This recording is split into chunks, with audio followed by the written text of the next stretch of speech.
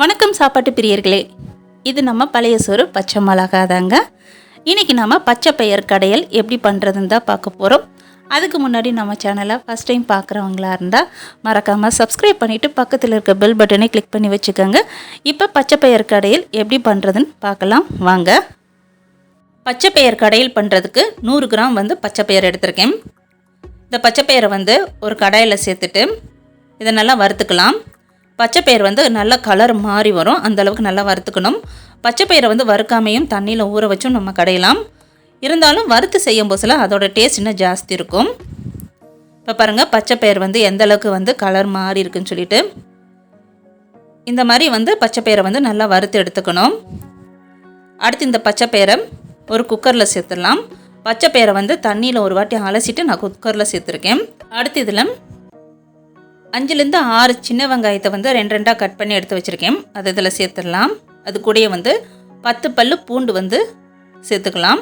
இது கூட காரத்துக்கு 4 பச்சை மிளகாய் எடுத்திருக்கேன். உங்களுக்கு காரம் எவ்வளோ தேவையோ அதுக்கேற்றாப்புல எடுத்துக்கோங்க. அடுத்து 2 சின்ன சைஸ் தக்காளியை சின்ன சின்னதாக கட் பண்ணி சேர்த்துருக்கேன். அடுத்ததாக இந்த பச்சை பயிர் மூழ்கிற அளவுக்கு இதில் தண்ணி சேர்த்துடலாம். தண்ணி சேர்த்துட்டு இதில் கொஞ்சமாக மஞ்சத்தூள் சேர்த்துட்டு இது எல்லாத்தையும் ஒரு வாட்டி நல்லா கலந்து விட்டுடலாம். அடுத்து இதை ஒரு குக்கர் மூடி போட்டு மூடிடலாம். பச்சை பயிரை 6லேருந்து 7 விசில் வச்சு நம்ம எடுக்கணும். பச்சை பயிர் ஊற வைக்காமல் நம்ம செய்கிறனால குறைஞ்சது 6லேருந்து 7 விசில் வச்சு எடுக்கணும். இப்போ பாருங்கள், 6-7 விசில் விட்டாச்சு. பச்சை பயிர் எந்த அளவுக்கு வெந்திருக்கு பாருங்கள். அடுத்து இந்த பச்சை பயிரை ஒரு மத்து வச்சு நல்லா கடைஞ்சி எடுத்துக்கலாம். இன்றைக்கி இந்த பச்சை பயிரை நம்ம இந்த மண் சட்டியில் தான் கடைஞ்சி எடுக்க போகிறோம். நம்ம வேக வச்சுருந்த பச்சை பயிர் இதில் சேர்த்துட்டு ஒரு மத்து வச்சு இதை நல்லா கடைஞ்சி எடுத்துக்கலாம். இந்த மண் சட்டியில் நம்ம கடைஞ்செடுக்கும் போதில் இந்த பச்சை பயிரோட டேஸ்ட் இன்னும் ஜாஸ்தியாக இருக்கும். இந்த அளவுக்கு நல்லா கடைஞ்சிக்கலாம். இப்போ பாருங்கள், பச்சை பயிர் எந்த அளவுக்கு நல்லா கடைஞ்சிருக்குன்னு சொல்லிட்டு இந்த மாதிரி நல்லா கடைஞ்சி எடுத்துக்கணும்.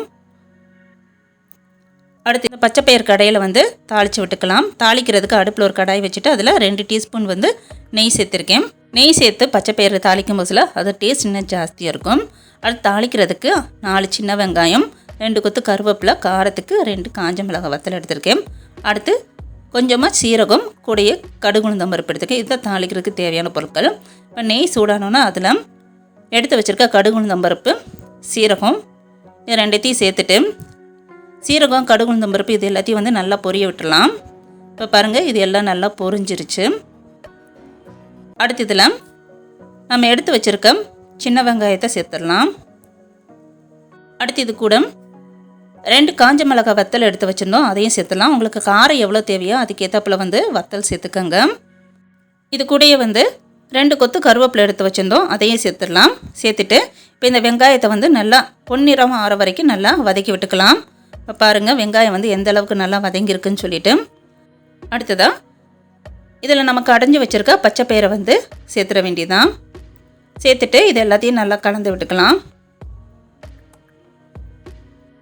இப்போ இந்த பச்சை பயிர் கடையிலுக்கு தேவையான உப்பு சேர்த்துடலாம்.